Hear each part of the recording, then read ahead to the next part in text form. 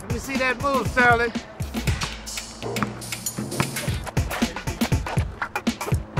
Oh, net. Kids and sports, such a great combination, and such a great opportunity for injuries. With the increase in the sports activities and the kids starting younger and playing more and year-round and all of that, it's definitely having an impact on what we see here in the clinic. Soccer, basketball, football, wrestling, we've seen injuries out of all those kids. Primarily, I would say knees, ankles, hips, every once in a while, shoulders. For 17-year-old Sterling, it was a knee injury. It happened while playing his favorite sport. I was playing basketball, and then there was a dude in front of me, and then I tried to go behind him, so I ran behind him, and I tripped sideways, and then my knee popped. I heard a loud pop, and then I went to lay on the ground, and I couldn't bend it or straighten it. Any sort of activity that's a cutting, fast side to side, quick stops, jumping, anything with change in direction puts a lot of stress on the knee, and these sorts of injuries are really common in those sorts of activities. So we see them on the playground, but often it's with some sort of activity where the child's changing direction fast or landing off balance from a piece of playground equipment. Initial treatment involved ice on the knee, ibuprofen, and pain medication. And every night, Yeah. waking me up at 1 o'clock in the morning, calling me on the cell phone to the bedroom. Dad, do you have another ibuprofen? Would you please bring me one? You know. And I'd get up and take care of him and get him a fresh bag of ice. Yeah. Make him prop it up. So Thanks, Dad. Almost as bad as the pain was not being able to play basketball. Sterling's best friend Ricky understands. Basketball just takes you away from all your problems, just puts you in like away from the world, on top of the world type of feeling. And then once you're like on teams and you got plans for like going somewhere, it's just like a challenge. How are you guys doing today? When Sterling's knee didn't improve, his doctor at Odessa Brown Children's Clinic referred him to Seattle Children's Hospital for treatment. An MRI revealed a lateral meniscal tear. You can see the end of the thigh bone here is fairly rounded, and the top of the leg bone is quite flat. And to make those two surfaces match, there's soft tissue cartilage called the menisci, and those rings of cartilage serve as bumpers, and they help distribute the forces between the rounded end of the thigh bone and the flat top of the leg bone. And in Sterling's case, he had torn his lateral meniscus. It had torn right off its attachment to the tibia and was folded in, and that was blocking his motion. And so our job was to either trim it out if it wasn't repairable, or fix it and repair it back to where it belonged, with the hopes of preserving this bumper to reduce the risk of arthritis as he got older. Here's his MRI, and we're looking at a side view, and this is the inner side of his knee as we come across, and here's the inner meniscus, the inner ring, and it looks normal. We see a little triangle in front and back. And then we see, here's his posterior cruciate ligament, and that looks normal. And here's his anterior cruciate ligament, and it looks normal. And then there's this structure that shouldn't be there, and that's the flipped up meniscus.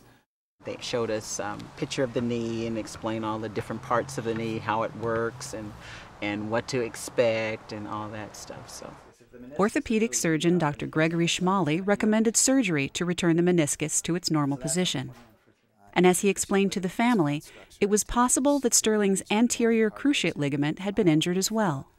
The radiologist had read that the anterior cruciate ligament was at least partially torn, and whether that's going to be a functional problem for him, whether that's going to produce instability of the knee, will not be able to be assessed until we get that meniscus, I think, out of where it's stuck right now. So Dr. Schmale, what are we talking as far as recovery time? Well, it depends on what we do. If we repair the meniscus and the ACL seems okay, then we have a rehab program it's 6 months until we'll allow him to squat with weight bearing. So it's pretty much a 6-month rehab. And if we do an ACL reconstruction, it goes to 8 or 9 months. Dr. Schmale is using a minimally invasive arthroscopic procedure on Sterling's knee. The arthroscope, carrying both a miniature camera and precision surgical tools, is inserted into the joint through a small incision. So this is the piece of meniscus that's not where it should be. It's flipped all the way around. This is the outside of his thigh bone, the lateral femoral condyle. And this meniscus is all the way across. Pediatric sports medicine is a growing specialty at Seattle Children's Hospital. It's a large part of Dr. Schmale's practice here. For a lot of young people, playing sports more months out of the year means greater skill and a greater speed of play. And with the greater speed of play comes greater energy of injuries, and we see more adult-like injuries. The injuries may be similar to adults, but the bones are not. Orthopedic surgery for children and teens is often complicated because their bones and connective tissues are still growing. If we look at the end of the thigh bone and the top of the leg bone in a child that's growing, there's a stripe of cartilage that lives a few centimeters from the joint. And that stripe of cartilage is the source for new bone that's formed and is pushed away from the knee joint in both directions. Sterling's leg bones are more like an adult's, so the growth plate isn't a concern in his particular case. And the surgery revealed that his ACL wasn't injured after all. That's his anterior cruciate ligament right there, and that looks really pretty good. There was a question as to how healthy was it, was there a partial tear, and it looks just A-okay there. So this is a pretty neat part. It just shows how we're stitching the meniscus. And there's the suture. And then Before becoming a surgeon, Dr. Schmale was a science teacher. That experience serves him well as he interacts with young patients and their families. We're answering lots of questions and trying to explain what's going on. And I think one of the great reminders for me is to see a child light up, that they are clued into what we're talking about and interested and invested. And I think to get the child involved is huge, and to get everyone on board in the family is important. Hey. Dr. Schmale, everything went fine. He's doing swell. Yeah, he's in the recovery room. Good. Sterling will wear a brace on his knee for a while, and it will be months before he can be involved in sports again. I know he likes to play basketball and do those things, so that'll be a challenge. And there will be physical therapy, which starts here at the hospital. A comprehensive team approach makes it easy for therapists and physicians to work together. It's like a one-stop shopping here. They can come in and they can get their crutch training, they can get their casts on or off, they can have their x-rays, they can see the doctors, and then they come in here for therapy. Okay, and got you at about 90, 93. So that's great.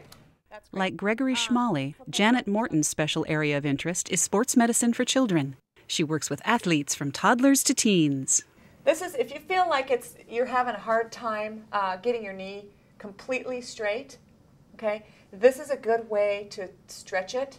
You can just lay on your stomach. If you have a little weight at home, put that weight around your ankle and just let that kind of pull so that you're really, does that hurt?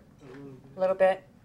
The PT is really important. It's very important. And you know, you do the surgery and you fix it, but when you go in and change the joint or cut the muscles or whatever has been done, they need to build that strength back up. Some kids can do that a little more independently than others, and some kids need a lot of hand-holding. So, and I've had a wide variety. Okay, we'll go one more minute. 2 weeks after his surgery, Janet checks on Sterling's progress. When someone like Sterling comes and he's 2 weeks post-op from lateral meniscus repair surgery, you know, they're still fairly limited in what they can do. So I will, first of all, look at his knee, check to see how much swelling there is, check his range of motion, make sure he's where he should be with range of motion, and if he's not, then I would give some exercises that specifically address getting that range of motion going. Older teens like Sterling can usually take responsibility for doing their exercises. It takes special skill for Janet to work with some of the youngest patients. The younger kids who need a lot of therapy can be challenging, but there are ways to do it, and you just have to be creative in finding things that they're interested in. Keeping kids interested and engaged is a priority here. It shows in the halls, in the exam rooms, and in the people. The people are, that's all they do is take care of children. You know, there's more, you know, than physical differences in adults and children. There's also emotional and psychological and developmental differences. Seattle Children's Hospital has specialized in pediatric care since it was founded in 1907. From the very beginning, orthopedics has always been a major focus. Bone and joint repairs are common medical procedures for children. One of the very interesting draws to orthopedics is the variety of types of patients that we would take care of, from the run-of-the-mill, in-towing, out-towing patients to the very complex spinal deformities and limb deficiency patients. Dr. Klane White has a particular interest in treating spinal deformities and genetic disorders. Research on what causes these conditions is part of the mission here. We know how to treat children orthopedically. We know how to treat deformities, and we have a good understanding of what will work and what won't work. What we don't understand is why it happens in the first place, and whether there are manipulations that we can do that are non-surgical so that children can avoid big surgeries for their deformities, whether that be in their extremities or their spine. Besides the sports injuries and genetic deformities, the active lives of children sometimes cause broken bones. The emergency department here is frequently busy with orthopedic cases. The most common fracture we'd see would be a forearm fracture, and the second most common would be an elbow fracture. And then there's femur fractures. These are isolated injuries for the most part, falling from playground equipment, falling from furniture, falling from anything. Tonight, Dr. White is on call for emergency orthopedic surgery. Sarah, Klane White. 10-year-old Sarah has a broken leg. I was on a bench, I tried to jump, and I fell down on the ground. Take some deep breaths. Young patients brought to the emergency department at Seattle Children's Hospital have access to an entire range of specialty pediatric care, including immediate orthopedic surgery. In pediatrics, we're able to take care of the whole child, the whole person.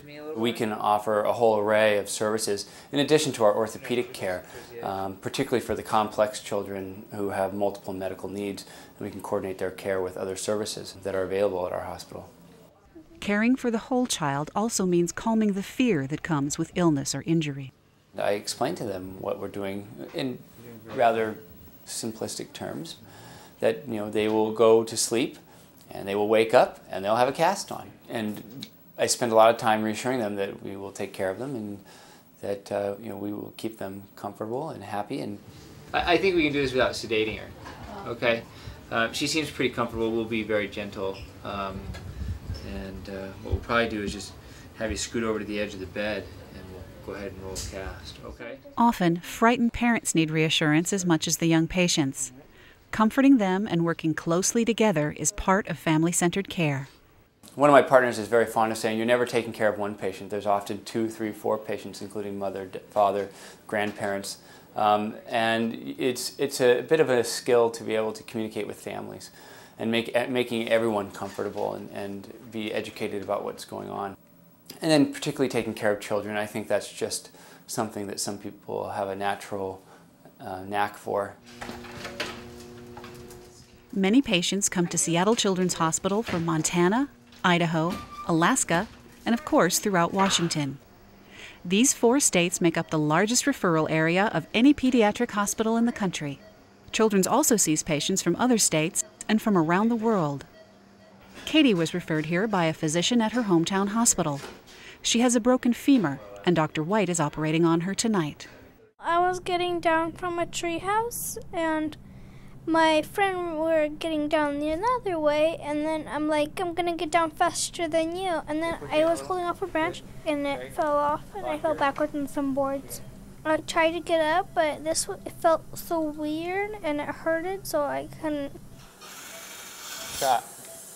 This is actually a pretty common fracture that we see in children, and this was pretty typical.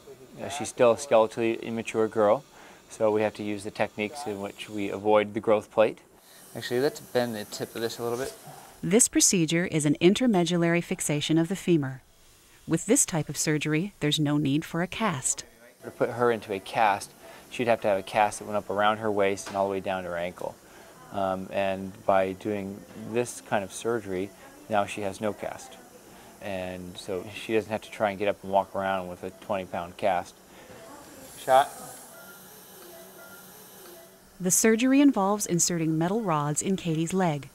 She'll be in the hospital for a few days, then use crutches in a wheelchair as she heals. That's pretty nice there. Shot. I like that. Save that, please. Her fracture will probably heal in about 6 or 8 weeks, and It will fully heal and remodel within about 9 months, at which time we will take the rods out.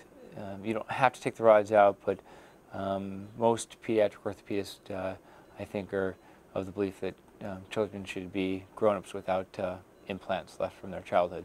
There's the crack right here. See this? And that's right here on my knee, and they did it right here on 2 sides. They did 2 holes, so they can put the pins through this side to that side and this one to that side. The pins are right here. They go like that, like 2 waves across. So this is like my whole bone in here, and this is my leg. And it was when I first fell off, it was like, you know how it's usually like this big, and it's like it was this big, my leg. Hey Katie, how are you? The next morning, Katie is much more comfortable. She's happy to talk about her surgery and very happy not to have a cast. I didn't really want a cast because it's like weird with a cast, and going to church is not like really pretty. Or going to a store. So I'm going to lower the crutch to this level, and I'm going to lower it 1 more. Okay. It's a little bit tall for you. Like Sterling, Katie has some work to do with her physical therapist. Today, she's learning to use her crutches. So let's just stand up for a minute on your left leg and put the crutch underneath your arm. In a few days, Katie will go home. She'll be out of her wheelchair and using crutches by the time she starts 6th grade. You're doing great. And when the rods come out in 6 months or so, she'll have a souvenir to show her friends. When they're gonna take it out, they're gonna give me the medal. I think I'm gonna like set it in my room or like set it somewhere in my house so my friends can see and ask me questions what happened, because I like when people ask me questions. Hello. Hello. Hey, Sterling. How are you doing? Orthopedic surgeons at Seattle Children's Hospital follow their athletic young patients through rehabilitation. How's the knee holding up? Pretty good. Is it good? Are you having problems with popping or clicking or clunking or anything? I can't jump off both legs yet, but I'm fine. It's been 8 months since Sterling's knee surgery. I have good reason to believe his meniscus is healed up. He's not having any symptoms, not having any swelling in his knees, not having locking, painful popping, catching. And so those are all good things. Give me 3 hops for distance on your good leg here. Because Dr. Schmale chose to repair rather than to trim Sterling's meniscus, rehabilitation takes a little longer than it might for an adult patient. Today, Dr. Schmale is assessing the results of physical therapy. Yeah, you're short by a lot, huh? They usually make you pass the hop test before you return to sports, because you're at risk for injury if you're that much weaker on the one side. But therapy just doesn't get along with some people. And it may be that playing basketball would be a good way to build your strength back. Athletes typically have to pass the hop test before going back to playing in competition. That's 1.5. So you're pretty close. By allowing some less strenuous practice, Dr. Schmale hopes that Sterling's love of basketball will inspire him to do the exercise he needs to rebuild his muscles. He said I have to work at home, or else physical therapy is not going to help me that much, and I could start playing basketball, but not that much like I like to.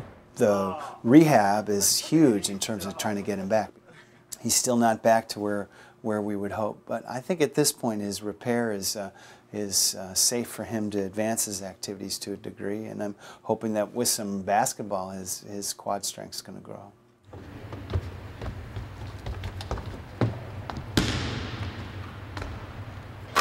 And that's just what happened. Expert medical care, combined with an understanding of the teenage psyche and the special needs of young athletes, put Sterling back in the game. And Sterling is just happy to get back to his favorite sport. I'm completely healed, and I'm free to go back to sports again.